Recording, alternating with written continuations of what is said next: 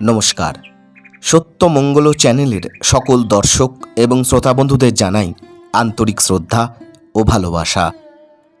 আজ আমরা এই ভিডিওর মাধ্যমে একটি অত্যন্ত গুরুত্বপূর্ণ বিষয়ের ওপর আলোচনা করব। আলোচনাটি আমরা করব স্বামী জ্যোতিষ্বরানন্দ মহারাজের কথা থেকে। মহারাজ বলছেন, অধ্যাত্ম বিষয়েও চাওয়া ও পাওয়ার মতো সর্বসাধারণ নিয়মটি প্রযোজ্য।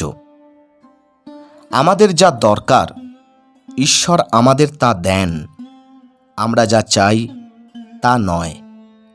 ঈশ্বরের প্রতি উদাসীন হলেও তিনি আমাদের ত্যাগ করেন না। তিনি নিজেকে আমাদের কাছে প্রকট করার জন্য সুযোগের অপেক্ষা করেন। এই হল ভগবৎ কৃপা। আন্তরিক হও আর আপন চেষ্টার ফল তাঁর ওপর ন্যস্ত করো। ফলের থেকে আমাদের আন্তরিক চেষ্টার গুরুত্ব বেশি। যদি কোনো উন্নত মুহূর্তে আমরা ঈশ্বরের সংস্পর্শে আসি, তখন সবই পাওয়া যায়। আমাদের কর্তব্য হল ঈশ্বর উপলব্ধির জন্য প্রয়াসী হওয়া। ধ্যান, নৈতিক সংস্কৃতি, নিষ্কাম কর্ম প্রভৃতির মাধ্যমে কর্তব্য জ্ঞানে এগুলি করতে থাকো। সর্বদা পবিত্র গ্রন্থ থেকে কিছু পড়ো। ওই অধ্যয়নকে দৈনন্দিন অধ্যাত্ম সাধনের অঙ্গ বলে মনে করা উচিত। ওগুলিকে বাদ দিলে সাধন সম্পূর্ণ হয় না। জীবনের সব কর্তব্যই সুসম্পন্ন করতে হবে।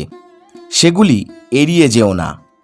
সেগুলিও আমাদের অধ্যাত্ম সাধনের অঙ্গ, এক রকমের আধ্যাত্মিক অনুশীলন। সব রকমের কাজকর্মকে অবশ্যই সেবার মনোভাবে করতে হবে, তবেই কাজ পূজায় পরিণত হবে।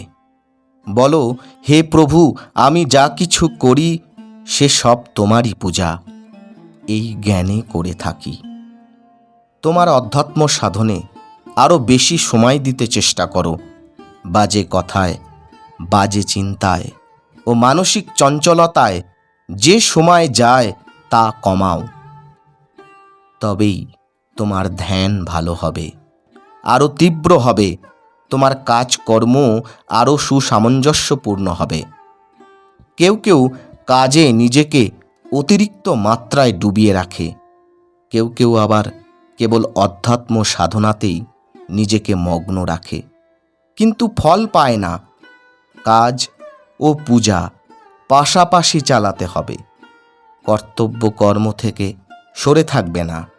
অন্তর্জীবন ও বহির্জীবনে সামঞ্জস্য অবশ্যই রাখতে হবে। তোমার কাজকে পূজায় রূপান্তরিত করো। সমস্ত কাজকেই ঈশ্বর উদ্দেশ্যে উৎসর্গ করো। জীবনে অনেক রকম বোঝাপড়া করার দরকার হয়ে থাকে। সব সময় মনে রাখবে, আমরা সকলেই আধ্যাত্মিক জীব, আধ্যাত্মিক সত্তা।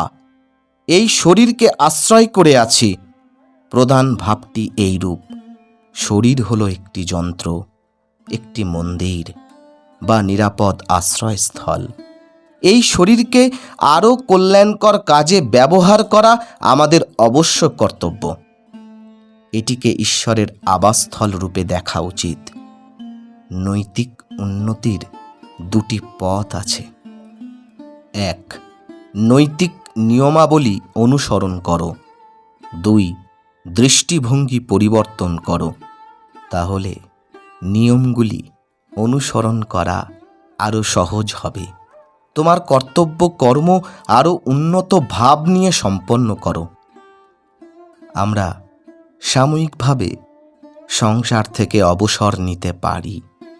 এটি একটু স্বার্থপর কাজ হলেও এর ফলে পরে ফিরে এসে আরও উচ্চতর ভাব নিয়ে অন্য সকলের সঙ্গে মিশতে পারব। অন্যকে দেবার মতো কিছু সংগ্রহ না করে আমরা সেবার কাজে নামতে পারি না। এমনটাই অপূর্ব ব্যাখ্যা করেছেন স্বামী জ্যোতিষ্বরানন্দ মহারাজ। মহারাজের রাতুল চরণে আভূমি লুণ্ঠিত প্রণাম জানাই। সকলে খুব ভালো থাকুন, সুস্থ থাকুন, আনন্দে থাকুন। আজকের আলোচনা এইটুকুই। আশা করছি আজকের এই আলোচনা আপনাদের খুব ভালো লেগেছে।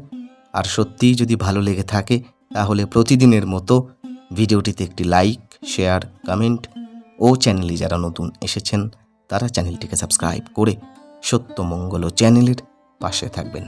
ধন্যবাদ।